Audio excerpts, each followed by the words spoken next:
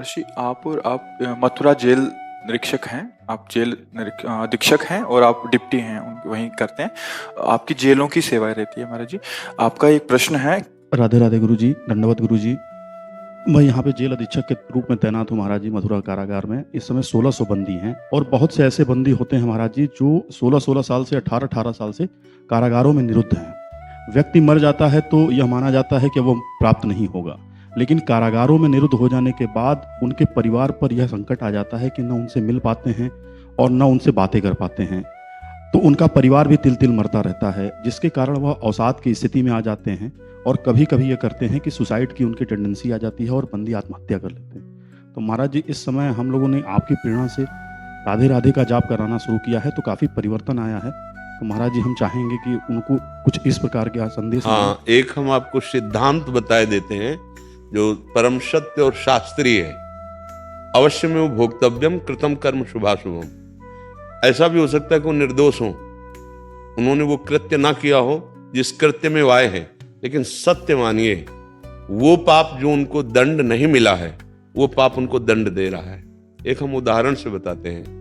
एक सामने स्वर्णकार का मकान था और वो बहुत ही छल कपट करके दूसरों को ठगता था और स्वर्ण एकत्रित करता था और कुछ राज कर्मचारियों से मिला हुआ था। जब कभी ऐसी विपत्ति आती तो राज कर्मचारियों के सपोर्ट से वो बच जाता था, तो राज कर्मचारी उनके घर आते जाते थे और वो जहां संपत्ति रखता था राज कर्मचारियों को पता था। एक दिन उनके मन में आया कि ये बहुत छल कपट करता है, अधर्मी है, और इसको मार करके हम ही संपत्ति ले लेते हैं तो क्या फर्क पड़ेगा, क्योंकि अधर्म तो करता ही मैं खुद जानता हूं। तो 2 राज कर्मचारियों ने उसकी हत्या कर दी और वो बाग से लेकर निकल रहे थे कि सामने वाले घर से एक व्यक्ति, पहले बाथरूम लघुशंका नहीं होते थे, वो लघुशंका के लिए निकला। उसने राज कर्मचारियों को बॉक्स लेते हुए और चेहरे पर भय देखते हुए उसने कहा, हमें लगता है आप कुछ गलत करके आ रहे हैं।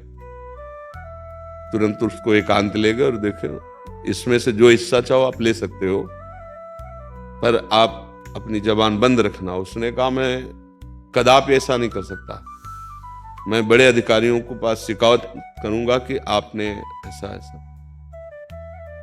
तो उन्होंने तत्काल उसको बंदी बनाया और उसके ऊपर रिपोर्ट कर दी कि ये बॉक्स लेकर के चोरी करके जा रहा था, स्वर्णकार का वध कर दिया। बिल्कुल कोई अपराध उसका नहीं। आप देखिए, उसको बंदी बना लिया गया। 10 वर्ष लगते हैं न्यायालय में कभी कभी न्याय करने के लिए। बड़ा उसको कष्ट और दंड भोगना पड़ा। जब न्यायाधीश के सामने आया उसने रो कर कहा कि मैं बिल्कुल निरपराधी हूं, मेरा कोई भी दोष नहीं है। आप सत्य को साक्षी करके, भगवान को साक्षी करके देखिए, मेरी बात पर आप जांच कीजिए।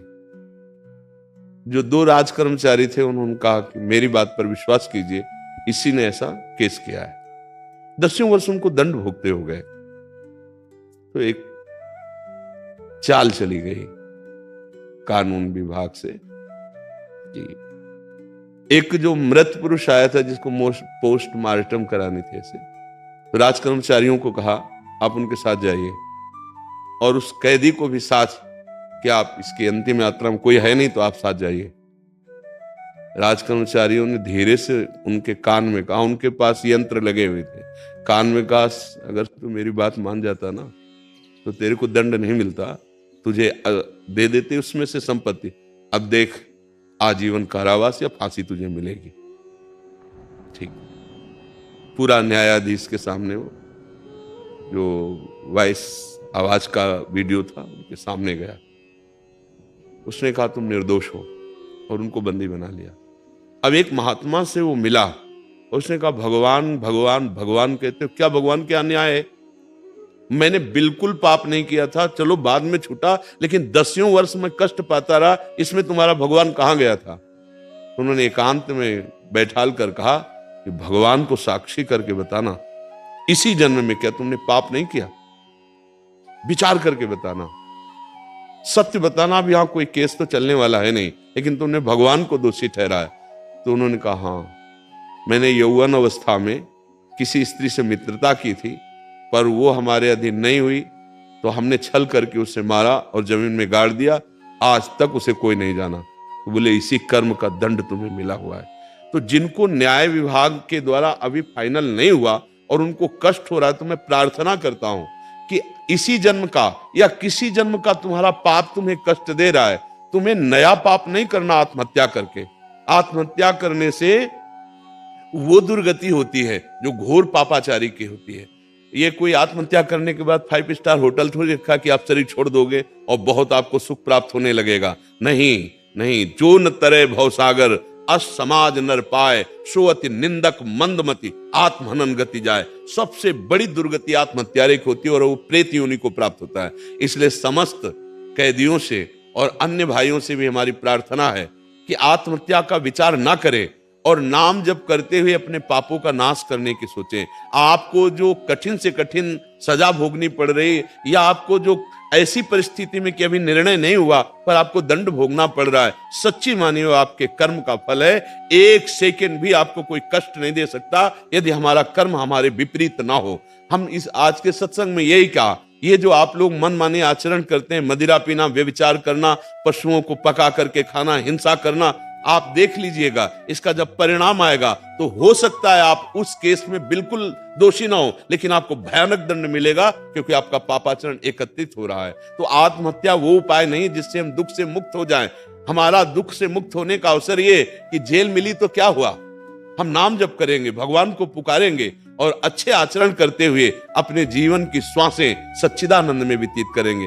जन्म जन्म की बिगड़ी बन जाएगी, जन्म जन्म की बिगड़ी। ये जो आत्महत्या है ये कोई उपाय नहीं है दुख से छूटने का, और किसी को कोसने की जरूरत नहीं है कि हमें ये जो दंड मिल रहा मैंने पाप नहीं किया। सत्य मानिए वो पाप अवश्य है। जब भीष्म पितामह जैसे महान भागवत को 6 महीने बाणों की सैया पर तो भगवान से पूछ रहे हैं कि मैं कई जन्मों तक देख रहा हूं प्रभु ऐसा कोई पाप नहीं, तो भगवान ने कहा और आगे देखिए, क्योंकि हम लोग अनंत जन्मों से भटक रहे हैं। इसलिए समस्त कैदियों से प्रार्थना है कि आप नाम जप कीजिए, देखिएगा आपका हृदय शीतल हो जाएगा, आप भव बंधन से मुक्त हो जाएंगे। ये तो सांसारिक कैद है, आप भव बंधन से, माया की कैद से मुक्त हो जाएंगे। आपसे गलती हुई है, काम क्रोध लोभ मोह मद मत्सर, इनके द्वारा पापाचरण निश्चित होता है, कोई भी हो, और वो पापाचरण अवश्य में भोक्तव्यम कृतम कर्म शुभाशुभम, भगवान कह रहे अवश्य भोगना पड़ता है। आज हमारा समाज गिरता हुआ चला जा रहा है। ये जो आज व्यभिचार की प्रवृत्ति बढ़ गई है ना, जिसको ट्रेंड कहा जाता है, ये बहुत बड़ा घातक है।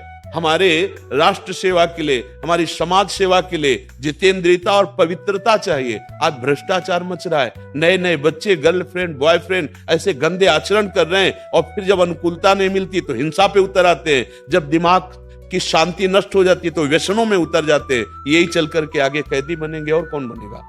जब हम दोस्ती करते हैं तो दोस्ती का मतलब होता है अपने दोस्त को सुखी करना, अपने दोस्त को सत्मार्ग में चलाना, अपने दोस्त को अच्छा देखना, ना कि उसका शोषण करना। बुद्धि भ्रष्ट होती जा रही। तो मनमानी आचरण हमारे कभी न कभी हुए हैं, उनका हमें दंड मिल रहा है, तो हम पावन हो रहे हैं, हमारी दुर्गति नहीं हो रही, हम पवित्र हो रहे हैं दंड के द्वारा। अब नाम जब करें तो हमारे अंदर वो शीतलता आ जाएगी, वो ज्ञान आ जाएगा, जिससे हम जेल में रहते हुए भाव जेल से मुक्त हो जाएंगे, संसार की जेल से। और परिवार वालों से प्रार्थना है कि वो व्यर्थ का दुख ना ले। पक्का समझ लीजिए, यहां किसी को भी अगर कोई कष्ट मिल रहा है तो किसी न किसी कर्म से मिल रहा है। पक्का समझ लीजिए, हमारे भगवान के न्याय में इतना भी कहीं चूक नहीं हो सकती। हमारे आचरण ऐसे हुए हैं। अब वो परिवार के सदस्य आरोपित होकर के जो जेल गया है, उससे मोह के कारण वो दुखी हो रहे हैं। मेरी प्रार्थना है आप दुखी मत होइए, आप भी भजन कीजिए और मनाइए उस भजन का फल कि जो जेल में गया है उसको सुख मिले, शांति मिले और वो जल्दी मुक्त हो। अगर इस देह से न मुक्त हो सके तो भगवान की इस माया से तो मुक्त ही हो जाए। एक परमहंस जी हमें मिले थे, गंगा किनारे भ्रमण किए, तो भ्रमण में बड़े अनुभव होते हैं। जब नई अवस्था हमारी 13-14 की थी तो हमारे अंदर जिज्ञासा थी कि मैं महात्माओं से मिलूं और जानूं कि परमार्थ का वास्तविक स्वरूप क्या है। तो सहज में उनसे प्रश्न किया कि स्वामी जी, आपको करीब 90 वर्ष के थे, बहुत ही दिव्य स्थिति थी उनकी, कि स्वामी जी आपने संसार से क्यों वैराग्य लिया। तो उन्होंने कहा, बेटा मेरी एक दुकान थी कपड़े की, मेरी नई अवस्था थी, बहुत दुकान चलती थी, तो पड़ोस वाले जो दुकान के थे और उन लोगों ने हमें ईर्ष्यावश एक दिन बहुत पीटा। मैंने सहने की कोशिश की, लेकिन उन लोगों का स्वभाव ही बन गया हमको प्रताड़ना, गाली देना, मारना। उनमें से एक जो प्रधान था, बेटा मैंने निश्चय किया इसका वध करूंगा। बोले ऐसा ही किया, कुछ पैसे की करौली खरीदी, उनके वचन। और जब वो हमें रास्ते में मिला तो मैंने उसे मार दिया जान से। फिर मेरे हृदय में आया कि मैंने अपराध किया है, तो मैं स्वयं चला गया और मुझे बंदी बना लिया गया। और फिर मुझे तन्हाई की सजा मिली। उस समय वो कह रहे थे मुझे तन्हाई की सजा मिली, बहुत कष्टप्रद जीवन। तब हमें ज्ञान हुआ कि अब हमारा जीवन पूरा नष्ट हो गया, किसी काम का ना रहा। हम क्रोधवश सही व्यवहार न करने के कारण आज बंदी बना लिए गए। हे भगवान, यदि मुझे मुक्त कर दिया जाए तो मैं आजीवन संन्यास लेकर आपका भजन करूंगा। पर इतने कहने से थोड़ी हो जाता है। उन्होंने निश्चय किया आज से मैं जल नहीं पीऊंगा, भोजन नहीं पाऊंगा और निरंतर नाम जप करूंगा। अब चाहे जेल में रहना पड़े या संसार में, भगवान का भजन नहीं छोड़ूंगा। उन्होंने ऐसी बात पकड़ी। अब जब भोजन नहीं, पानी भी नहीं पीना, तो जो अधिकारी जन है वो उनके पास जा, ना वो आंख खोलते, चाहे उनको कोई बूट से मारे, डंडे से मारे, वो स्वयं बता रहे थे ना मैंने आंख खोला ना मैंने संभाषण किया। तो बड़े अधिकारी आए, उनमें से कोई सज्जन स्वभाव के थे, संत स्वभाव के। तो उनका देखो इस समय मैं अकेला हूं, आप अपने हृदय की बात बता दीजिए, आप क्या चाह रहे हैं, हो सकता है मैं आपका सहयोग कर सकूं। आंख खोली, उनको लगा जैसे भगवान ही हमें साहस बंधा रहे हैं। आंख खोली और कहा साहब मैंने ही मारा है, पक्का मैं अपराधी हूं, पक्का। पर एक लालसा मेरे हृदय में जागृत हो गई, यदि किसी तरह मैं मुक्त हो जाऊं तो आजीवन संन्यास लेकर भगवान का भजन करूंगा।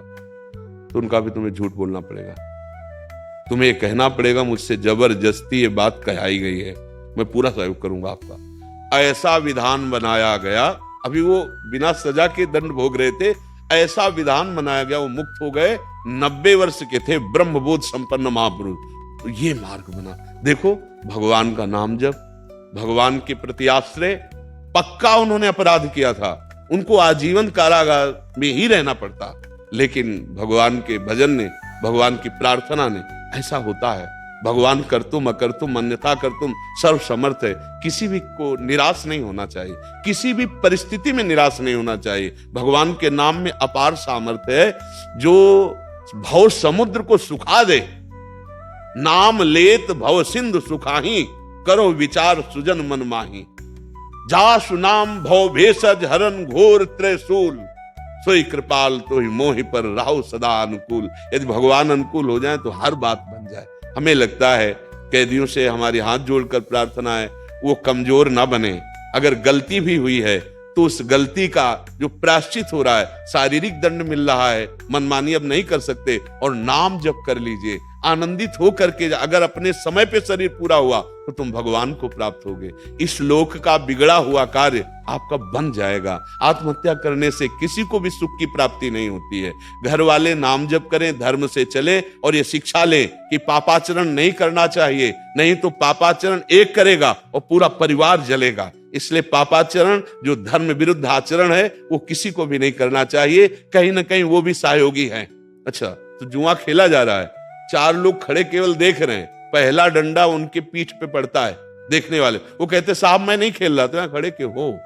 तो हमारा किसी भी तरह से पापाचारी से संयोग होना वो हमारे दंड का कारण बनता है। इसलिए नाम जप करो, अच्छे आचरण करो, समाज को सुख पहुंचाओ, कभी तुम्हें दुख नहीं मिलेगा। अब जो त्रुटि हो गई उससे पवित्र हो रहे हो आप जेल में, नाम जप करते हुए इस भव समुद्र से मुक्त हो जाओ। मेरी तो यही राह है कि बिना किसी अपराध के हमें कोई दंड नहीं दे सकता। को न काहू के सुख दुख कर दाता, निज कृत कर्म भोग सुन भाता। बिल्कुल निश्चित समझिएगा, ठीक है। कोई संशय इसमें जी?